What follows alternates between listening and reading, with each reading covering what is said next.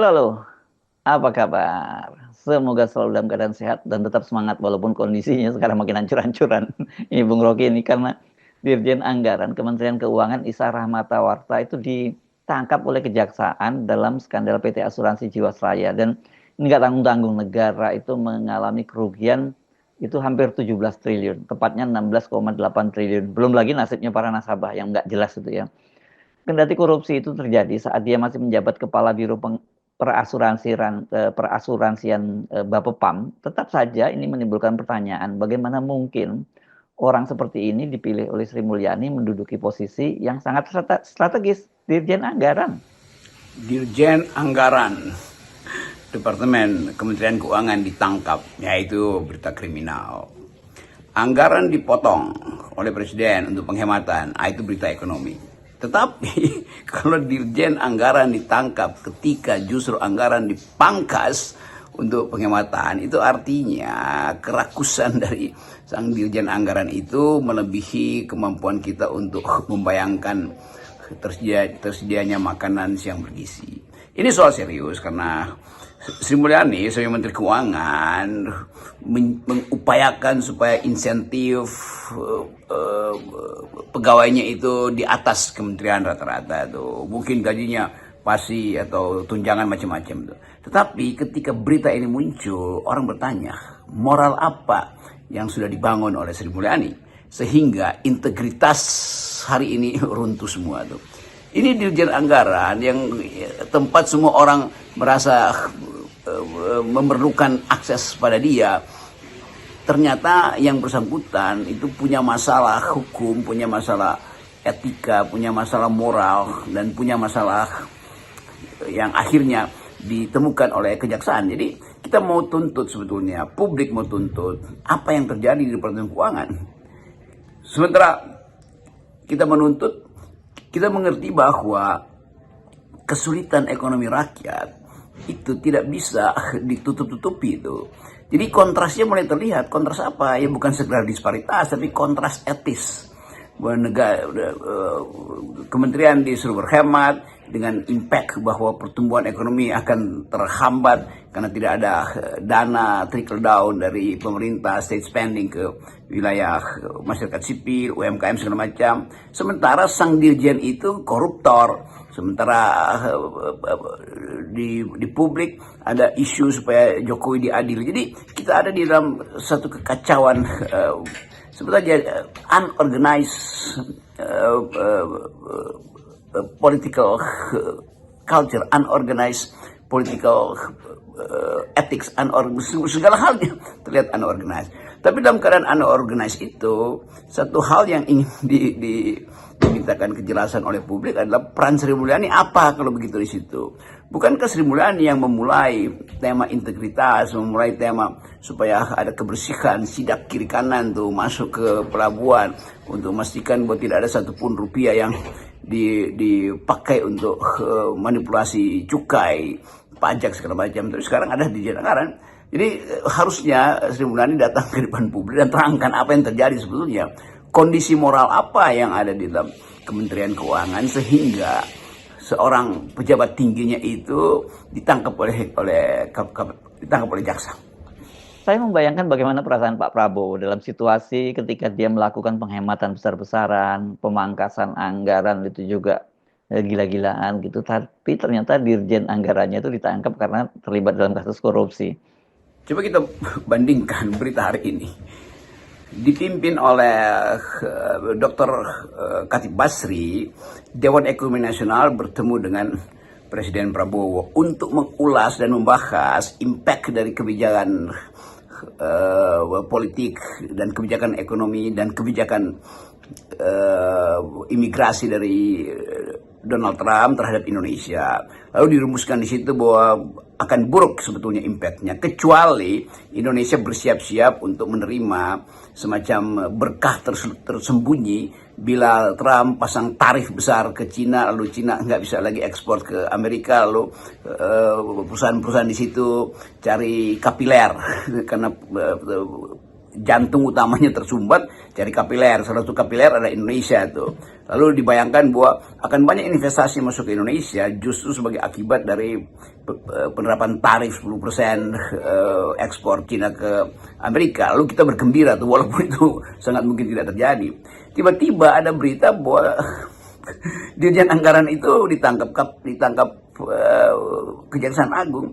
Jadi kita lihat kontrasnya tuh. Baru Dr. Khatib Basri menerangkan bahwa kita perlu memperbaiki iklim investasi, hanya karena itu yang memungkinkan relokasi manufaktur dari Cina ke Indonesia, maka investor akan melihat bahwa Indonesia itu potensial, lalu kita dapat berkah tersembunyi. Nah, berkah yang kita peroleh sekarang adalah dirjennya di Dirjen Anggaran itu sebagai simbol kemasukakalan pengelolaan keuangan kita itu ditangkap oleh kejaksaan, dan itu ada berkah buruk buat kita karena investor akan berpikir ulang, bagaimana mungkin kita mau investasi dalam sebuah negara seperti Indonesia yang selama 10 tahun ini menjanjikan iklim investasi, bahkan dengan membagi-bagikan kemudahan atau insentif ini sana situ, tuh tax amnesty atau tax holiday segala macam itu, pada akhirnya dirumuskan oleh para investor asing ini bahwa Indonesia tidak layak karena bahkan Dirjen Anggaran itu ditangkap oleh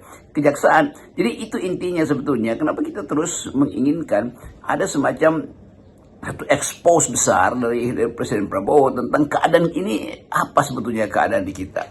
Pak Prabowo sebagai presiden barusan dibikin pusing kepala oleh Bahlil. Sekarang pasti dibikin pusing kepala oleh Kementerian Keuangan yang dijunjung tinggi sebagai lembaga dengan insentif tertinggi, dengan standar moral tertinggi. Ternyata Dirjen Anggarannya itu ditangkap kejaksaan. Tentu impactnya orang bertanya, moral apa, kepemimpinan moral apa yang menyebabkan sang dirjen itu melakukan moral hasad dalam kedudukan dia sebagai Dirjen Anggaran. Artinya orang minta juga pada akhirnya orang minta pada Sri Mulyani sebagai menteri itu, Anda tidak berhasil menjaga integritas dari kementerian Anda, kementerian yang paling sensitif dalam upaya untuk memastikan bahwa investor asing akan masuk. Ini wajar ya kalau publik kemudian juga meminta pertanggungjawaban Sri Mulyani, karena Dirjen Anggaran adalah pembantu Sri Mulyani yang dipercaya mengelola pos yang sangat strategis. Sementara Sri Mulyani sendiri kan selalu menggembar-gemborkan slogan Kementerian Keuangan yang berintegritas, dan ini cuma slogan, bukan hanya slogan begitu saja, karena ini ada kompensasinya. Mereka ini kan dapat remunerasi yang paling tinggi di antara pegawai-pegawai yang lain. Jadi integritas seperti apa gitu kalau dia sendiri terlibat dalam korupsi, ini menggarong duit ya, kepercayaan dari masyarakat ya karena asuransi ini. Jadi kita sebetulnya ada dalam situasi kedaruratan moral, kedaruratan kepemimpinan moral tuh. Karena itu layak orang menuntut supaya juga Sri Mulyani dievaluasi, karena di dalam keadaan kedaruratan ekonomi, kedaruratan politik justru terjadi moral hasad di Kementerian Keuangan. Tentu Dewan Ekonomi Nasional jadi semacam sounding board, tempat presiden melihat peluang atau mencari jalan pintas, jalan yang lebih taktis untuk mengatasi kedaruratan ekonomi itu, supaya kabinet bisa di-brief dengan cepat. Jadi upaya strategis atau upaya taktis dari DEN untuk membrief presiden secara cepat-cepat, karena perkembangan politik luar negeri Amerika itu mungkin bisa mengguncangkan dunia dalam urusan dengan upaya untuk mengevakuasi penduduk Gaza dan upaya untuk menghalangi imigran masuk ke Amerika, upaya untuk menahan invasi dari produk-produk Cina, upaya untuk memenangkan perang dagang. Semua itu kan ada di dalam kalkulasi Donald Trump yang sekarang pasti sedang berupaya untuk mencari siasat supaya seluruh ide dia itu yang dia janjikan selama kampanye itu bisa diwujudkan cepat-cepatnya. Tetapi sekali lagi, apa yang dipikirkan oleh DEN secara detail itu tidak terhubung dengan keadaan selama 10 tahun ini kan. Jadi insentif yang dijanjikan oleh Jokowi, terutama soal IKN, terutama soal kerjasama energi terbarukan itu tidak menggiurkan bagi modal asing bagi investor asing. Nah, kita mulai menduga bahwa dalam keadaan kesulitan ekonomi yang tidak mungkin juga secara cepat-cepat diajukan sebagai atau dicarikan jalan keluar oleh DEN, karena DEN hanya mampu atau memang hanya bertugas untuk memberi opsi-opsi, sementara keputusan politik ada pada Presiden Prabowo. Jadi sekali lagi ini berimbitlah di situ kesulitan ekonomi, kekacauan orientasi politik karena perubahan geostrategis global, dan defisit dalam moral kepemimpinan Sri Mulyani di Kementerian Keuangan juga menjadi sebetulnya menjadi faktor untuk dipertimbangkan dalam proses reshuffle nanti kan. Tapi orang mungkin merasa bahwa kalau reshuffle nanti akan ada keguncangan karena mulai lagi pembentukan kabinet baru, lalu investor merasa bahwa kok nggak ada yang benar di Indonesia nih, barusan dibentuk udah di reshuffle lagi kabinetnya. Tapi konsekuensi itu mesti diambil oleh Presiden Prabowo. Jadi sekali lagi kita ada dalam satu ukuran radikal, yaitu mau melanjutkan kabinet ini dengan beban perilaku para menteri yang buruk, perilaku aparat yang buruk, atau kita lakukan, bukan kita maksudnya Pak Prabowo lakukan semacam ya amputasi yang agak total supaya betul-betul dihidupkan lagi harapan bahwa kepemimpinan Presiden Prabowo bisa jadi sinyal kuat bahwa Indonesia sedang sangat berupaya untuk menumbuhkan kembali kepercayaan investor asing. Nah, yang lebih yang lebih berat lagi saya kira ini soal bagaimana mungkin ini ya soal berkaitan investor ini ya, investor asing misalnya menaruh kepercayaan terhadap Indonesia kalau pejabat tinggi yang menjaga otoritas keuangan kita perilakunya lancung semacam itu. Tadi Anda menyinggung pertemuan Hatip Basri dengan Pak Prabowo sehari yang lalu, itu kan dia anggota Dewan Ekonomi Nasional, mereka mendiskusikan tentang peluang ekonomi yang bisa diambil ketika kemudian Cina itu dihajar oleh Trump dengan tarif yang sangat tinggi. Jadi sebelum kita membahas impact dari kebijakan Donald Trump di bidang ekonomi dan politik atau juga di bidang kebudayaan, jadi impact terhadap Indonesia, sebaiknya kita perhatikan dulu kapasitas kita untuk menampung atau mengolah impact itu secara ekonomi, secara politik, maupun atau apalagi secara etik, supaya betul-betul ketika angin sepoi-sepoi itu mulai menggoda para investor untuk masuk ke Indonesia atau memindahkan bisnisnya dari Cina ke Indonesia, tersedia satu infrastruktur birokrasi yang bersih, tersedia satu kebijakan yang masuk akal yang memungkinkan kita dinilai sebagai layak investasi kan.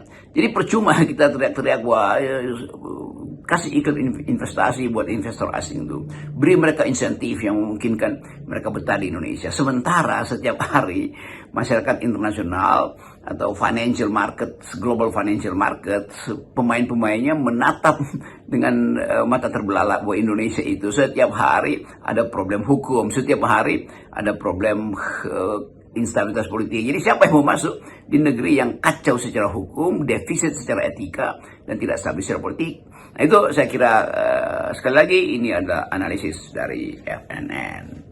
Salam akal sehat. Ya, salam akal sehat.